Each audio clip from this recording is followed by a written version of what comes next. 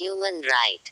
Human right is rights inherent to all human beings, whatever be our nationality, place of residence, sex, national or ethnic origin, color, religion, language or any other status.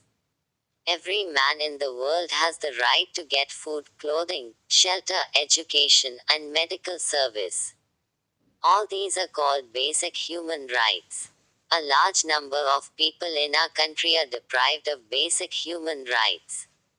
Many poor children in our country are deprived of proper education, food, shelter, and medical services. These kids earn money for themselves. Likewise, many women in our country are deprived of basic human rights. They have no right to make any decision or give any opinion about the important issues in the family. Many old people, disabled people, and street children are deprived of basic human rights.